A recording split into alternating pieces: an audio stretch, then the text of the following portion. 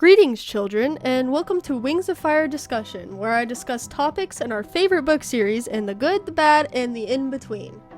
Before we dive into the point of this video, I want to take a quick short stop to beg for views, so, please sub to me. I promise you won't regret it. I'm great, I promise. Please sub to me, please. I need the attention so badly, please. It's been a while, hasn't it? Glad to talk with you guys again. I have a few things to say. So, you know the WAF books, right?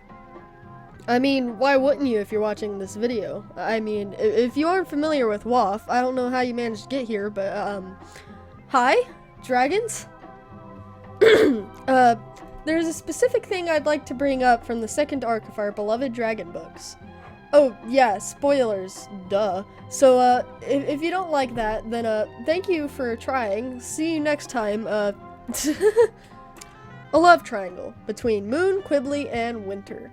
All three are shipped together in all the ways possible, and the fandom is very split between which ship they like more. Do you follow the canon where Moon and Quibbly are together? Do you prefer Winter and Moon? Or perhaps you think Winter and Quibbly are much better matched with each other? Well, what I'm here to say is, I don't think any of them are that good, in my humble opinion, and that's exactly what we're going to talk about.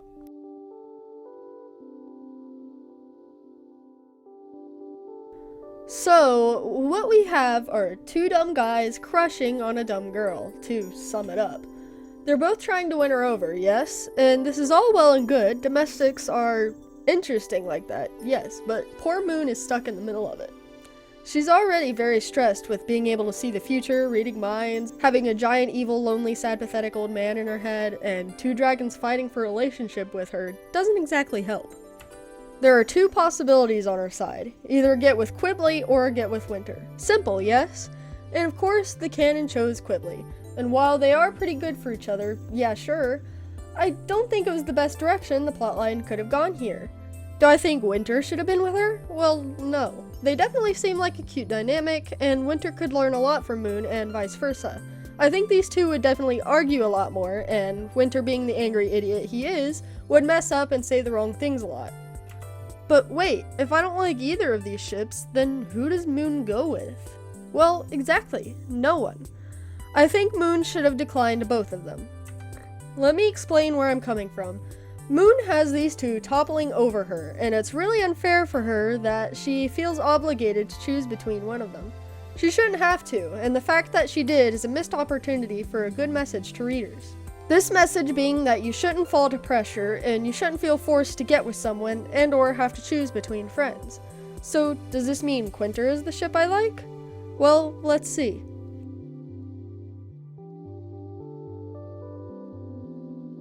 To answer this question right off the bat, not really.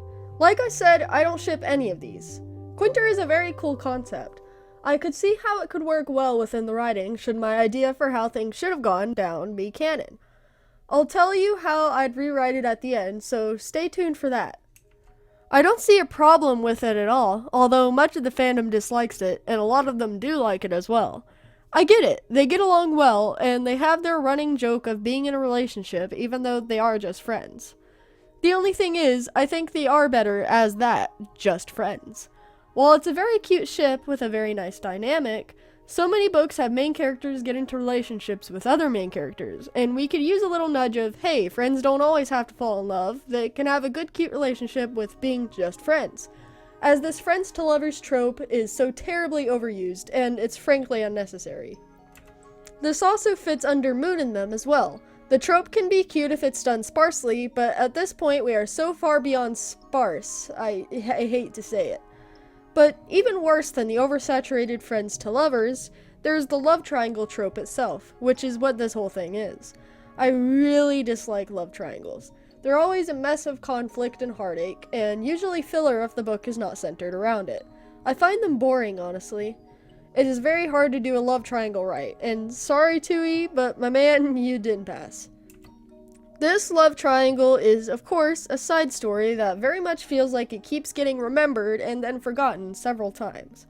Cause you get one mention of it like, ooh, Quibbly trying to get her, or ooh, Winter's blushing, and then it goes back to the main story without even a subtle hint towards this background side plot.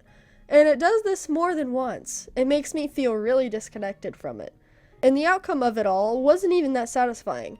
It was as put aside as the rest of it, and they got together off screen.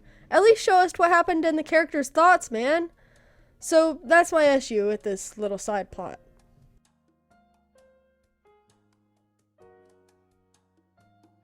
If I were to have it my way, it would go like this.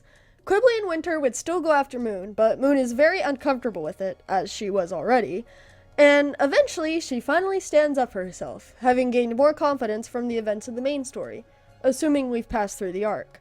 She tells them both that she doesn't want to get with either of them. She thinks they're both great, but she can't deal with having to choose between one of her friends like that. The whole love triangle plot ends with Quibbly and Winter accepting her decision. And while they feel bad and stupid, they know to respect what she wants and don't pressure her to do anything she doesn't want to do. And for the Quinter fans, Winter and Quibbly could realize how dumb they were being and bond over their shared stupidity. And eventually they could get together as well. And the story will continue normally, as any of them being together doesn't actually change the outcome of the story. You could argue there was no point to it, honestly. I'm not saying anything, but you gotta admit, it didn't affect anything, completely. All that happened was, oh yeah, these two are together now, and that's it. That's literally, nothing is affected by this. Literally, there's nothing. There's no point.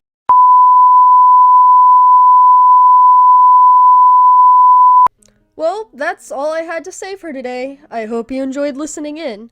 Have you noticed the increase in quality? Is it good? I appreciate so much that you've made it this far in. I love you guys so much. If you liked the video, please subscribe if you haven't already. These types of videos are quite hard to make, so I'd appreciate the support. I make stuff like this a lot, as well as a bunch of other stuff. I am going to start streaming on Twitch soon as well. You'll see a video about that later. Expect a lot more better edited videos in the future too. I'm trying hard to learn about my program more and more, and there are still so many features I have yet to discover and figure out how to use. Again, I love you guys, and farewell, friends.